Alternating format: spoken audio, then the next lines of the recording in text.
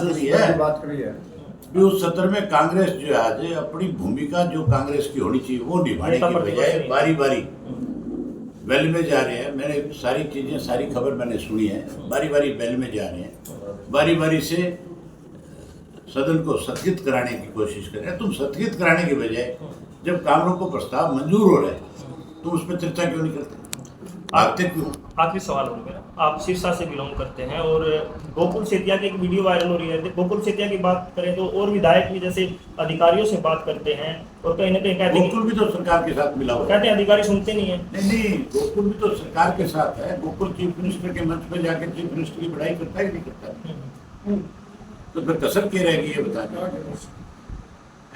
आपका एक social media पे आपकी एक चर्चा है कि अभय सिंह चौटाला अधिकारियों से बात करते हैं तो अधिकारी कभी बहस करते दिखाई नहीं देते, ना कोई इग्नोर करते, लेकिन इन विधायकों को इग्नोर कैसे किया जा रहा है अधिकारियों के द्वारा? इनको विचारों का अधिकारियों से बात करने का तरीका ही नहीं है, ये तो बदतमीजी करते हैं। मैं किसी भी अधिकारी के साथ बदतमीजी नहीं करता, मैं उसको जो सच्चाई है उसके बारे में अवगत कराता हूँ। ये क्या तरीका है, तुम सोशल मीडिया पे टेलीफोन करते हो लोगों के बीच में खड़े हो, फिर उसको बेइज्जत करते हो, उस पर स्पीकर पे लेकर, तो आखिर अधिकारी तो रिस्पेक्ट करता है कि करता है? बोलने की तमीज तो एमएलए होनी चाहिए, नहीं होनी चाहिए। तू तो रात करके बोलने की क्या जरूरत है? अगर तेरी अधिकारी नहीं मानता है तो स्पीकर को कंप्लेंट कर, स्पीकर का काम है उसके खिलाफ एक्शन लेना। वो उसको अपने आप बुलाएगा, उसको वो करेगा, कमेटी को सौंप देगा मामला, कमेटी अधिकारी से पूछताछ करेगी, अपने आप ठीक हो जाएंगे। अभी जो एसवाइएल का मुद्दा चला जी पंजाब में, मुख्यमंत्री की मीटिंग भी हुई पंजाब की सीएम की और हरियाणा की जी, करामत माहौल में बात करते हैं भाई मुख्यमंत्री नागशाने की मीटिंग है, लेकिन बाद में जीरो रिपोर्ट होती है। बार तुम्हारे इन चीजों पे बात करेंगे, हमारे पास कोई सवाल नहीं है। नहीं, कोई सवाल ढंग के करो यार। जिन चीजों को मुद्दा जा दिया, खत्म हो गया, कितनी बार जिस पर चर्चा होनी, कितनी बार हमने कह दिया, ये सारे इस तरह के हालात है आज प्रदेश की। हमारा मुख्यमंत्री अपना पक्ष नहीं रख सकता, उसके बस की बात नहीं, डमी आदमी। ठीक है, 25 तारीख को चौधरी देवीलाल जी का जन्म दिवस है, 25 सितंबर को। उसे इंडियन नेशनल पीपल्स पार्टी हर बार सम्मान दिवस के रूप में मनाती है। इस बार भी हमने रोहतक में जन्मदिन मनाने का फैसला लिया। उसी सिलसिले में हमने पूरे प्रदेश का कार्यक्रम बनाए। 90 के 90 विधानसभा क्षेत्र में कार्यकर्ताओं की ड्यूटी लगाने का, पदाधिकारियों की जिम्मेदारी लगाने का। अब तक 21 के करीब विधानसभा क्षेत्र कवर हो गए और 8 तारीख तक 90 के 90 हमारे कवर हो गए। कार्यकर्ताओं में बहुत ज़्यादा बड़ा उत्साह है। हमने प्रदेश में अपने नया संगठन खड़ा किया और संगठन भी जोन के स्तर पे खड़ा किया, बूथ के स्तर पे खड़ा किया। उसी का नतीजा है कि अब जो मीटिंगें हो रही है उसकी जो हाजिरी है मीटिंग की, हम तो ये मानते हैं कि हल्के की मीटिंग में अगर 300 कार्यकर्ता भी आ जाए तो बड़ी संख्या होती है, लेकिन हमारे तो कार्यक्रम में 1000 से 1500 2000 तक कार्यकर्ता है। अलग उत्साह है। अब हरियाणा प्रदेश के हर व्यक्ति को एक बात समझ आ गई कि बीजेपी की सरकार तो 2019 में सत्ता से पार हो गई, बीजेपी वाले 2019 में तो लोगों का बेवकूफ बनाया जननायक जनता पार्टी वालों, रोक पीट करके, झूठ बोल करके, ड्रामे करके लोगों के बीच में गए।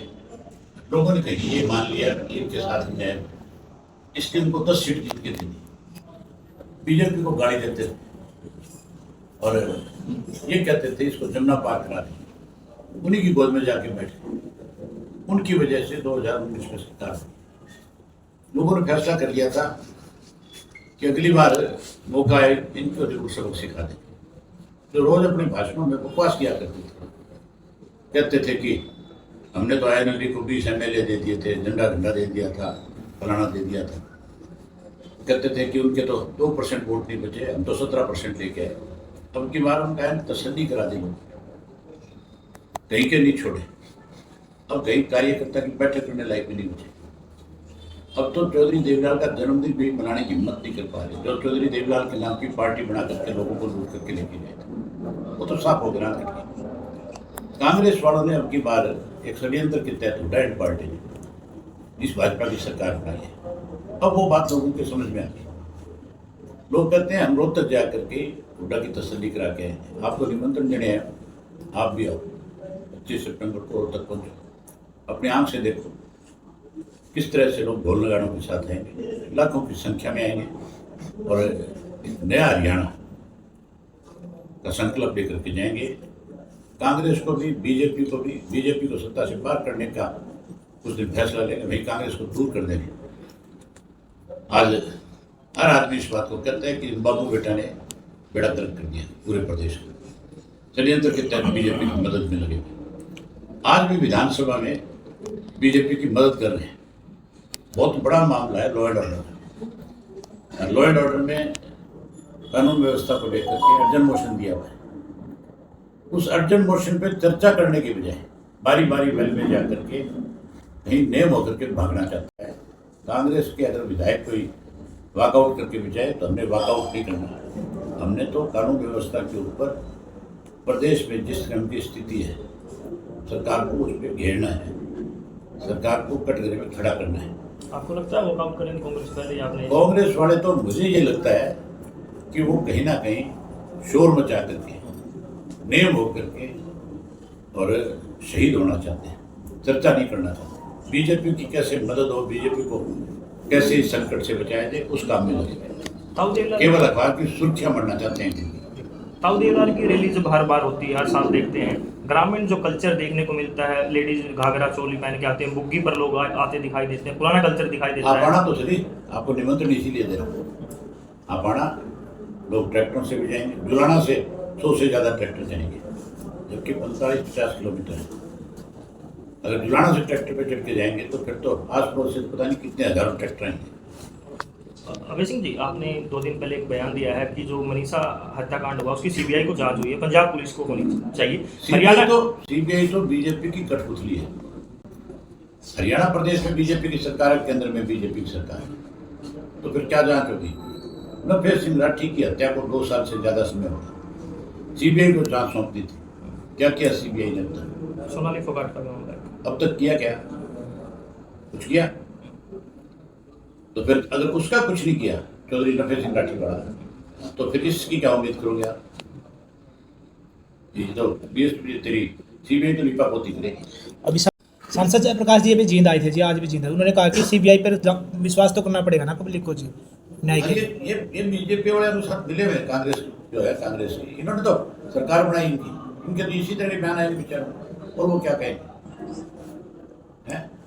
ये तो कह रहे हैं कि वोट चोरी करके भाजपा बनी है, वोट चोरी का आरोप भी लगा रहे हैं। चोर रस्ते थे तो तुम आए हो बन के, तुमने क्या किया है? झूठ ही बोल रहा सारा का सारा दिन हमें वोट काटू कहते थे। इनको पूछने वाला हो, हम तो थारी दांत काटने वाले। हमने कांग्रेस का सफाया किया था, हमने देश से कांग्रेस को सत्ता से बाहर किया था। तुम लोगों ने झूठ बोल करके कहीं सत्ता आना चाहते हो। सत्ता दे रहे थे लोग, फिर क्यों तुमने बेईमानी करी? क्यों षड्यंत्र रचे? क्यों तुमने जगह जगह कैंडिडेट खड़े करे इंडिपेंडेंट जो है? उचाना में क्या हुआ था? विजेंद्र को किसने हराया? हुड्डा ने हराया कि नहीं हराया? 32 वोटों से नहीं, हुड्डा ने हराया कि नहीं हराया विजेंद्र को? कोशिश ही 3 कैंडिडेट खड़े किए, 1 नहीं, 2 नहीं, 3 खड़े किए। सारे देश को पता है इस बात का। तो फिर सरकार कैसे बनेगी? अभी कुछ दिन पहले जो दिग्विजय भी जींद आए थे, जिन्होंने कहा था